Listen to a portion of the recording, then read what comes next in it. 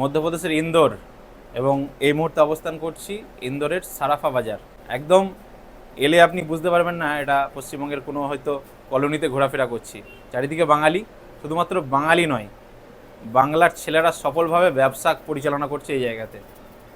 এই সময় দাঁড়িয়ে রয়েছি আমি যেটা সোনার যেসব ম্যানুফ্যাকচারার কাজ হয়, সোনার গহনার, সেই এলাকাতে। আমি একটা ফ্যাক্টরি, ছোটো ছোটো বিভিন্ন ফ্যাক্টরি রয়েছে এখানে, তো সেই একটা ফ্যাক্টরিতে আপনাদের সঙ্গে আলাপ করাবো এবং বাংলার যুবকরা বিভিন্ন জায়গায় যে শ্রম দিচ্ছে বা মালিকানাধীন কাজকর্ম করছে তার সঙ্গে আপনাদেরকে পরিচয় করাবো। একটা দাদার সাথে আমরা এখানে পরিচয় করব।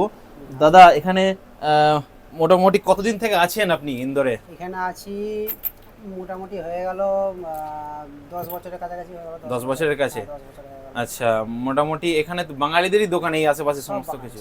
এই সোনার যারা কাজ করছে বিভিন্ন রকম কাজ হয়, তাই না? সোনার বিভিন্ন রকম, যেমন আপনি কাস্টিং থেকে যে কোনো জিনিস লাগে সেসব সব হিসাবে একটা জিনিস তৈরি করতে গেলে, এই জিনিসটা বানতে গেলে যা কিছু লাগে সব এখানে। তাহলে পাবলিকের কাছে আপনারা বিক্রি করেন না তো? আপনারা বিক্রির আগে শোরুমে যাওয়ার আগে যা যা কাজগুলো হয় সব শোরুমে চলে যায়। আচ্ছা আচ্ছা, ম্যানুফ্যাকচারের কাজগুলো করেন, মানে তৈরির যেসব কাজগুলো।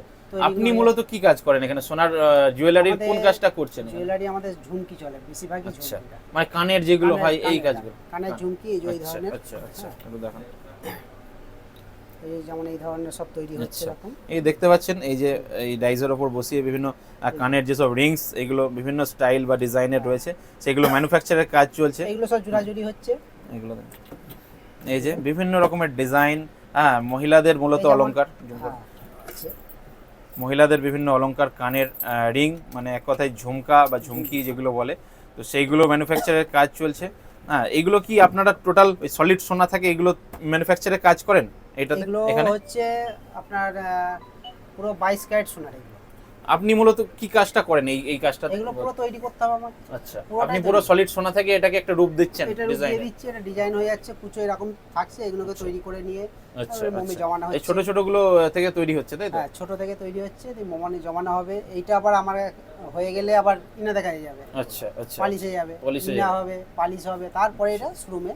আচ্ছা, তো দেখতে পাচ্ছেন সোনার যে ম্যানুফ্যাকচারের কাজ টোটাল, এক মহিলাদের যেসব জুয়েলারিগুলো পরে আমাদের দেশের বিভিন্ন প্রান্তে তথা দেশের বাইরেও বিভিন্ন প্রান্তে চলে যায় সোনার যেসব গহনাগুলো। এইখানের মধ্যে তো থাকে না, এই তো বিভিন্ন দেশে চলে যাচ্ছে। তো আমাদের বাংলার যে ট্যালেন্ট বা মেধা কিন্তু শুধুমাত্র আমাদের বাংলার মধ্যে সীমাবদ্ধ নয়, এসেছে মধ্যপ্রদেশ, হিন্দি বলা রাজ্যগুলোতে, যেমন গুজরাট, রাজস্থান, মহারাষ্ট্র, মধ্যপ্রদেশ, বিভিন্ন জায়গায় ছিটিয়ে রয়েছে। তারা বিভিন্ন সফলভাবে ব্যবসা করছে, সেখানে প্রোডাকশন করছে সোনার, এবং সেই সোনা জুয়েলারগুলো কিন্তু বিদেশে রপ্তানি হয়ে যাচ্ছে, অর্থাৎ এক্সপোর্ট ইম্পোর্টের যে কাজগুলো সেইগুলোর মাধ্যমে কিন্তু বিভিন্ন অলংকার চলে যাচ্ছে। তো ভাইয়ের বাড়ি কোথায় জেনে নেব? পশ্চিমবঙ্গে বাড়ি হচ্ছে বর্ধমান জেলা, মেমারি থানায়। আচ্ছা, তো বুঝতে পারছেন বর্ধমান থেকে সুদূর এসে এখানে কিন্তু কাজ করছে, মেমারি থেকে এসে কাজকর্ম করছে। এবং তাহলে বাড়িতে যাতায়াত কেমন হয়, কতদিন পর পর? আমরা যাই মিনিমাম 1 বছর 1.5 বছর এরকম ছাড়া যাই, 1-1.5 বছর, যেমন একটা সুযোগ সুবিধা থাকে সেই হিসাবে যাই।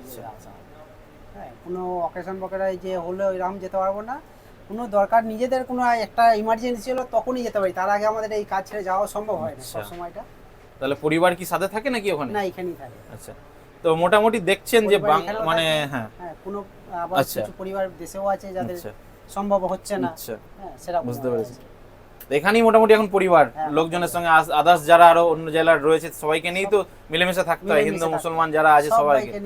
হ্যাঁ, তো বুঝতে পারছেন যে পরিবার ছেড়ে বা আত্মীয় স্বজন বন্ধু বান্ধব ছেড়ে কর্ম তাগিদে দেশের বিভিন্ন প্রান্তে চলে আসতে হয়। যেমন এই ভাই যেমন বর্ধমানের মেমারি থেকে সুদূর মধ্যপ্রদেশের ইন্দোরে শ্রম দিচ্ছে এবং গোটা 10 বছর এখানে একভাবে লেগে আছে। বিভিন্ন সময় দেশের বছরে হয়তো বাড়ি যেতে পারে, কখনো যাওয়া হয় না, অকেশনালি এখানে থাকতে হয়।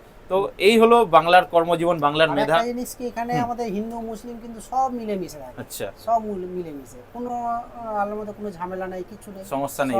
বাঙালিরা একভাবে মিলে থাকে, অকেশনালি বিভিন্ন অনুষ্ঠানে এক জায়গায় যোগদান করে, কোনো সমস্যা হয় না।